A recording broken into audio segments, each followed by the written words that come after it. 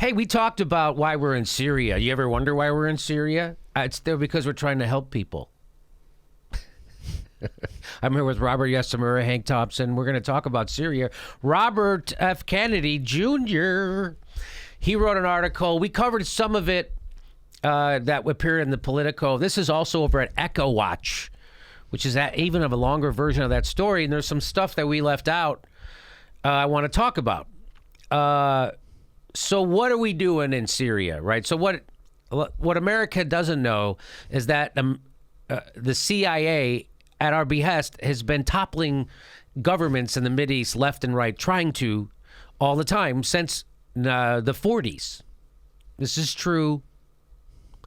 Iran, Syria, Jordan, Afghanistan, all of them. We've been had our fingers in. We want to control it.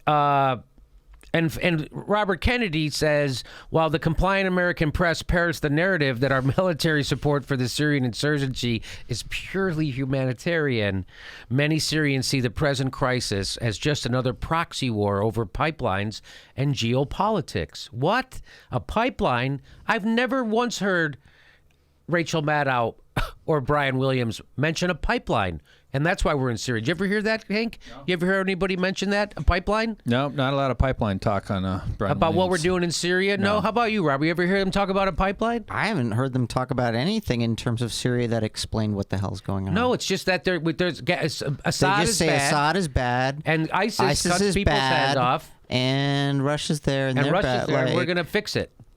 Mosul. So... And Mosul. A lot of people think the Syrian war started in 2011 with the Arab Spring, but instead it really began in 2000. Was it Ralph Nader? No. It was when Qatar proposed to construct a $10 billion, 1,500-kilometer pipeline through Saudi Arabia, Jordan, Syria, and Turkey. So now this has been going on for not just since 2000. In fact, he points out that the Bruce Lovett report, which is from the 50s, pointed out that when the CIA keeps intervening, that this is antithetical to American values, and it has compromised America's international leadership and moral authority without the knowledge of the American people. So like when the CIA overthrew the Iran government, tried to overthrow the Syrian government, the people on the ground know this stuff, but we don't know it here in America. So they know that. And the report, this is a report from our own government, they blamed the CIA for the rampant anti-Americanism that was mysteriously taking root in the many countries in the world today. So it wasn't that they hate our freedom or our liberty. This is even back in the 50s. It was rampant anti-Americanism was because of the CIA effing with other people's governments in the Middle East, all for war, and because they were afraid of Arab nationalism, right? They saw that as fighting. We're going to fight Marxism, so we're going to fight Arab nationalism. And whenever an Arab country wanted to keep their own oil reserves for their own people, that meant we had to go stop that, right? So here's the pipeline that he's talking about, by the way. So look at this. So here's the pipeline starting at Qatar. So this is by the way, this is natural gas. Right. So Saudi Arabia and Iran, they have the largest natural gas deposit in the world, and so Qatar wants to take it through Jordan. See, we go Saudi Arabia, Jordan, through Syria, through Turkey. So they're on board. Jordan's on board. Turkey's on board. Guess who's not on board? Syria. And there's the problem. So now here's the other pipeline. Comes from Iran. These are the competing pipelines. Shia, Sunni. Okay? Just so you know. And Russia is against this one. They don't want this one. Russia is against it because Russia gives a lot. They're in bed with Iran. Russia doesn't want either. Right. But if they were going to have one, the Russians would lead. Well, let's get into it. Because Robert Kennedy says, of course, the Russians who sell 70% of their gas exports to Europe viewed the Qatar-Turkey pipeline as an existential threat. This is to your point, Robert. In Putin's view, the Qatar pipeline is a NATO plot to change the status quo, deprive Russia of its only foothold in the Middle East, strangle the Russian economy, and end Russian leverage in the European energy market. Mm-hmm. Well, they never tell you this stuff. Like, I mean, you have to seek this information out. It's out there, but you have to. They never say it like so it gets into the consciousness of the American people. They don't ever do that. In 2009, Assad announced that he would refuse to sign the agreement to allow the pipeline to run through Syria to protect the interests of our Russian ally. What happened then when he tells the United States and Saudi Arabia that I'm not going to let you have your pipeline? What do you think happened? Well, at that very moment that Assad rejected the pipeline, military and intelligence planners quickly arrived at a consensus that fomenting a Sunni uprising in Syria would be a good thing. At that very moment, they decided to, hey, let's overthrow this guy. According to Sy Hersh, before the war started, Assad was moving to liberalize the country. Yeah, so they weren't going towards theocracy or fundamentalism. Syria was actually, again, the way Iran was before we messed it up, a secular democracy, right? So he was moving that way. According to him, he said they had internet and newspapers and ATM machines, and Assad wanted to move toward the West. After 9/11, get this, Robert, Assad gave thousands of invaluable files to the CIA on jihadist radicals, who he considered a mutual enemy. Who he still does. Yes, he does. We consider ISIS an enemy. So does Assad. Except we consider Assad an enemy, too. I say bomb them both, which is what we're doing. All right, ready? On September 4th, get this. Get this, Robert. On September 4th, 2013, Secretary of State John Kerry told a congressional hearing that the Sunni kingdoms, meaning like Saudi Arabia, Qatar, had offered to foot the bill for a U.S. invasion of Syria to oust Assad. This is in 2013. Kerry told a congressional hearing. I never heard this reported. Did you hear this reported? He said, in fact, some of them, this is according to Kerry, in fact, some of them had said that if some of them, meaning the Arab states, the Sunni Arab states, meaning Qatar, Saudi Arabia, some of them had said that if the United States is prepared to go do the whole thing, the way we've done it previously in other places, Iraq, they'll carry the cost. Color me not shocked. So that's what this is all. This is all about oil, a pipeline.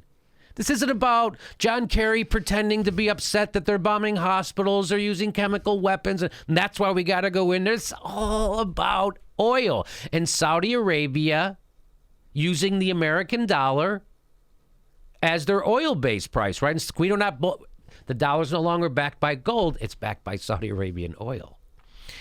Yes. So Kerry reiterated to that offer that the Saudis and the Qatar, the Sunni Arab states had made to Representative Ileana Ros-Lehtinen, if that's how you say her name, quote, with respect to the Arab countries offering to bear the cost of an American invasion to topple Assad, the answer is profoundly yes, they have. The offer is on the table. That's what Kerry told somebody. John Kerry, Secretary of State. So in 2011, the U.S. joined France, Qatar, Saudi Arabia, Turkey, and England to form the Friends of Syria coalition. Boy, is that Orwellian. That's a really creepy sounding thing, man. That sounds like the worst sewing circle ever. In 2011, we founded the Friends of Syria coalition, which formally demanded the removal of Assad. The CIA then provided $6 million to Barata, a British TV channel, to produce pieces and treating Assad for propaganda. Saudi intelligence documents published by WikiLeaks show that by 2012, Turkey, Qatar, and Saudi Arabia were arming, training, and funding radical jihadist Sunni fighters from Syria, Iraq, and elsewhere to overthrow Assad. So that means all of our allies in the Mideast were funding the people we claim to be fighting. ISIS, cutting people's heads off, radical Islamic jihadists. Those people, the guy who's up, those people, our friends in the Mideast are funding. So they're funding our enemies. Our friends are friends with our enemies. The idea of fomenting a Sunni-Shia civil war to weaken the Syrian and Iranian regimes so as to maintain control of the region's petrochemical supplies was not a novel notion in the Pentagon lexicon. Really? This wasn't the first time they thought of it? No, in fact, a damning 2008 Pentagon funded RAND report proposed a precise blueprint for what was about to happen. The report observes that control of the Persian Gulf oil and gas deposits will remain for the U.S., a strategic priority that will interact strongly with that of prosecuting the long war. Ugh. In 2008, they said this. The long war. The long war to overthrow the uncooperative Bashar Assad was a feasible path to achieving the shared objective of completing the Qatar-Turkey gas link. So there's more to this. We'll cover it tomorrow. There's a lot more to this. We've covered some yesterday, covering this today. And by the way, let me just say, so I'm more moderate than you are. I'm not conspiracy-minded. None of this I don't believe. I believe every single thing about this, and I'll tell you why. Because it's been American foreign policy since 1940. Yeah, since the World War to do this. Like to do things like this. Nothing about this surprise. Matter of fact, this actually makes more sense as an explanation for most of what's been going on in the Middle East over the last 10 years than anything I've ever heard. I don't doubt any of this for a second. This is, of course, what's going on. No, it's freedom. They want democracy. They hate us for our freedom. They hate us because we have fun sports games. All right, They hate us because we have Coca-Cola. Yeah, 3 flavors of Pepsi. That's what it's all about. And this doesn't undercut or change the fact, like, you know, Assad's pretty shitty guy. Yeah, it doesn't change. Iran's pretty shitty state. Because they're a theocracy, because we made it that way. Right. Like, it doesn't change those things, but it shows, like, yeah, because we're contributing to it. We are making things worse. Yes. We have made, you know, and there have been many, many turning points in the modern Middle East in which they could have just started developing on their own. And they were. We have fucked it up. Well, Iran was a they had an elected democracy. They had the first democracy, and Mossadegh is how you say it. He wanted to export American style democracy across the Middle East, and they were like, no. America was like, no. We have to control it, and that's Arab nationalism, and that's Marxism, and that's not good. And so that's why they stopped all that, because those guys, like Mossadegh, wanted to keep the oil for his people instead of giving it to BP. And that's why they overthrew him. And then that's when they installed the Shah of Iran as the American puppet, who then used horrible right-wing strongman tactics against his own people for 20 years. And that led us to get the Ayatollah Khomeini, which we have now, which has been a blight on America for the last 35 years or 40 years. So that's what happened. Every time we do something, it blows up in our face. Hey, we're going to go fix Iraq. Look what happened. The exact opposite of what we wanted to have happen happened. We empowered Iran in the Middle East. And so what are we doing in Syria right now? It's all about oil, and it's all about control of this, not oil, gas pipeline. It's all about control of that. So this is great. We're going to do more of it. Don't ever believe anything your government tells you about this. John Kerry is lying about this. Every time he goes on TV, he's lying about it. Barack Obama is lying about it. Hillary Clinton is lying about it. And no matter who talks about this in the government, they're lying.